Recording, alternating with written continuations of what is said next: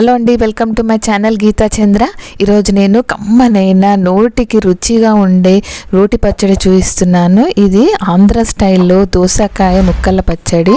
చాలా బాగుంటుంది. ఇది మా వదిన రోటి పచ్చడి చేయడంలో స్పెషలిస్ట్.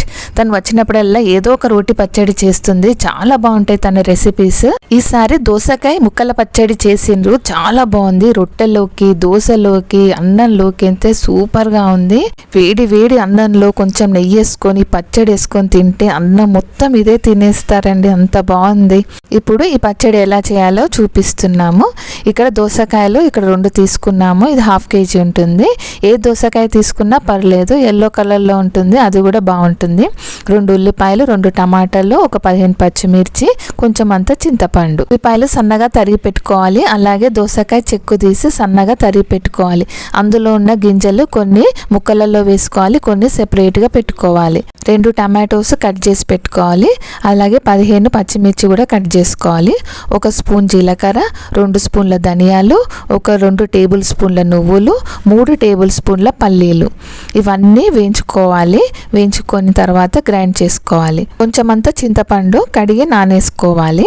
ఇప్పుడు స్టవ్ ఆన్ చేసుకొని కడాయి పెట్టుకోవాలి. ఆ కడాయిలో ఒక 2 టేబుల్ స్పూన్ల నూనె వేడి చేసుకోవాలి. ఇది వేడైన తర్వాత 1 స్పూన్ జీలకర్ర వేసి వేయించాలి. ఇది కూడా వేగిన తర్వాత 2 టీ స్పూన్ల ధనియాలు వేసి వేగనీయాలి. తర్వాత 3 టేబుల్ స్పూన్ల పల్లీలు కూడా వేసి వేగనీయాలి. ఈ పల్లీలు సగం వేగిన తర్వాత 2 టేబుల్ స్పూన్ల నువ్వులు వేయాలి. నువ్వులు ఇలా చిటపట అనేసి చిల్లుతూ ఉంటాయి కదా, మూత పెట్టేస్తే అది లోపలనే ఉండి బాగా వేగుతాయి. ఇప్పుడు మూత తీయండి. ఇప్పుడు వేగి ఉంటాయి. వేగిన తర్వాత పచ్చిమిర్చి వేయాలి. ఇవి 15 ఉంటే పచ్చిమిర్చి ఇవి వేసి బాగా వేయించాలి. తర్వాత టమాటో ముక్కలు కూడా వేసి వేపాలి. ఇప్పుడు ఇది మొత్తం బాగా మగ్గాలి. మూత పెట్టేసి మగ్గనివ్వాలి. మధ్య మధ్యలో కలుపుతూ ఉండాలి. ఇప్పుడు మూత తీసి చూస్తే బాగా మగ్గిపోయింది. ఇప్పుడు స్టవ్ ఆఫ్ చేసి చల్లారనివ్వాలి. ఇప్పుడు చల్లారింది మిక్సీ జార్లోకి తీసుకోవాలి. చింతపండు నానేసి పెట్టుకున్నాం కదా, అది కూడా ఇందులో వేసేయాలి. వేసిన తర్వాత దీనికి సరిపడా ఉప్పు, ఇక్కడ నేను 1 టీ స్పూన్ ఉప్పు వేస్తున్నాను. రుచికి సరిపడా అంతా తీసుకోవాలి. తక్కువ ఉంటే మళ్ళీ వేసుకోవచ్చు. ఇక్కడ దోస గింజలు తీసి పక్కకు పెట్టుకున్నాం కదా, అవి కూడా ఇందులో వేసి బాగా మెత్తగా గ్రైండ్ చేయాలి. చూడండి, ఇలా మెత్తగా గ్రైండ్ చేయాలి.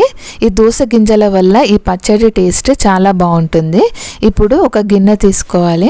గిన్నెలోకి సన్నగా తరిగిన దోసకాయ ముక్కలు, అలాగే ఉల్లిపాయ ముక్కలు, ఇప్పుడు గ్రైండ్ చేసి పెట్టుకున్న పేస్ట్ కూడా వేసేయాలి.